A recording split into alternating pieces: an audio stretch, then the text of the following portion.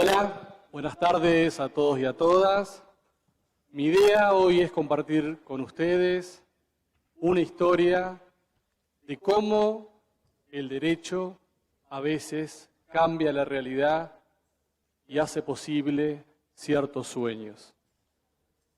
A lo largo de la historia de la humanidad siempre ha habido grandes luchas sociales para tratar de superar el dolor que el hombre le inflige al hombre.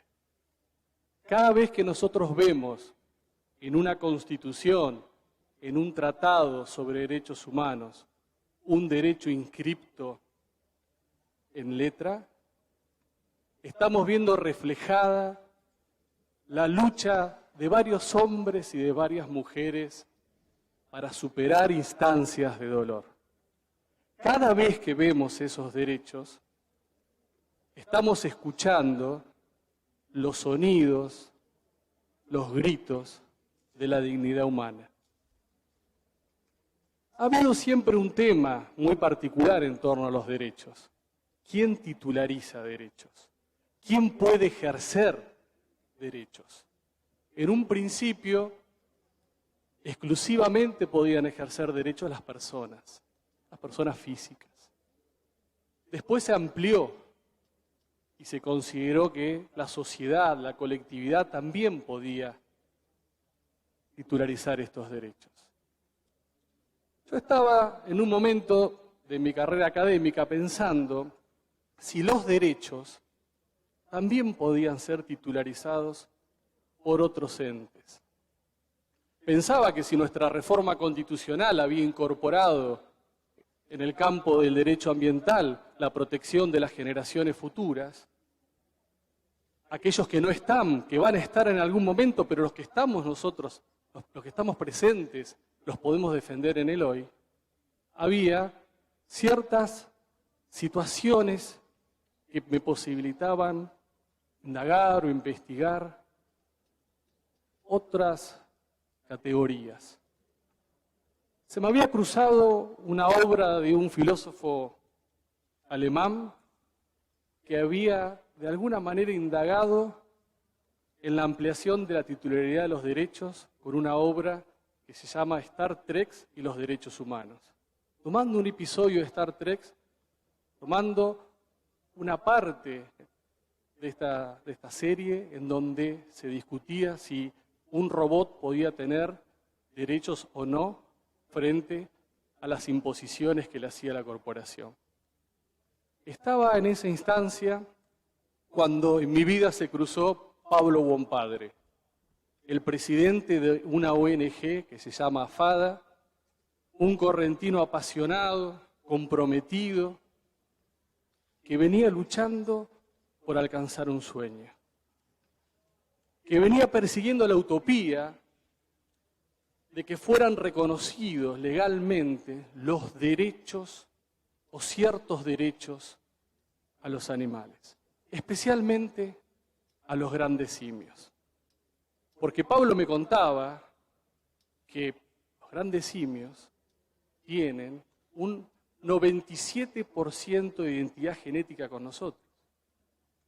Y que la diferencia entre nosotros de ADN es de 0,5 y la que tenemos con los grandes primates es de 0,6.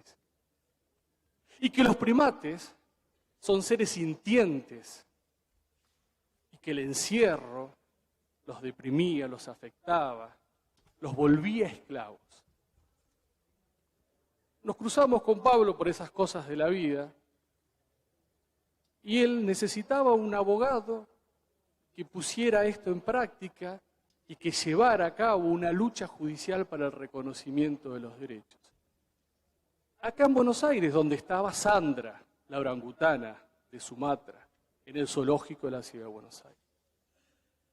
Y así fue que planteamos una acción judicial en donde la reivindicación era que a Sandra se le reconociese su calidad de persona no humana que titularizaba ciertos derechos al igual que todos nosotros.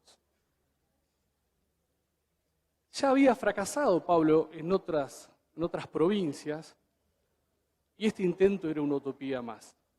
Y así fuimos a una jueza de primera instancia, que no nos dio la razón, porque siguió considerando que Sandra era una cosa y no era un sujeto. Fuimos a una cámara de apelación, que tampoco nos dio la razón. Y llegamos al máximo tribunal penal de la República Argentina.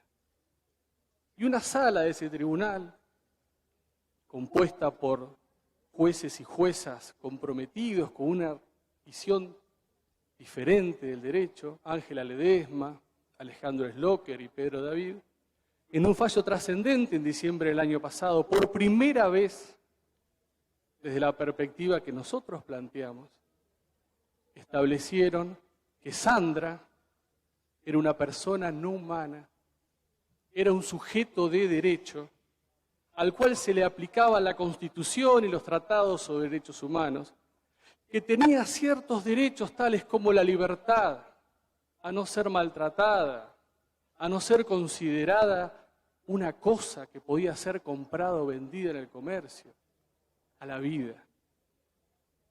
Y este fallo fue muy trascendente, no solamente para Sandra, porque va a impactar en las leyes que vendrán, en las leyes que están, en los casos que se están tramitando, en aquellos casos que se tramitarán, con la idea de que el encierro de Sandra y de los grandes primates y de todos los animales sintientes están violando sus derechos.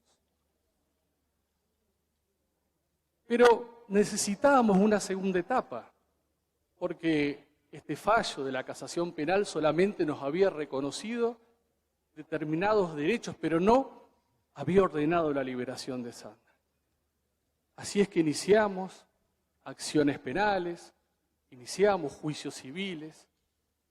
Y en esta semana, en un juicio que iniciamos, otra jueza comprometida con los derechos, con la ampliación de los derechos, como la jueza Elena Liberatori de la Ciudad Autónoma de Buenos Aires, en un amparo que presentamos, abre ese amparo y llama para el día 26 de marzo, el próximo jueves, a una audiencia pública donde van a concurrir numerosos expertos, donde va a concurrir el gobierno de la Ciudad de Buenos Aires, donde se van a escuchar muchas opiniones en pos de ver cuáles son los procedimientos y las medidas que tenemos que adoptar de forma más razonable para poder liberar a Sandra.